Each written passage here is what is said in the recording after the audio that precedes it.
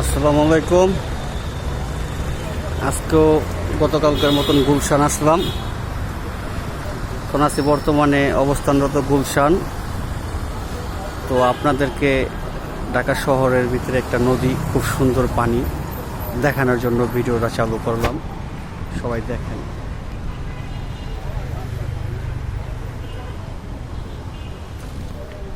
খুব সুন্দর।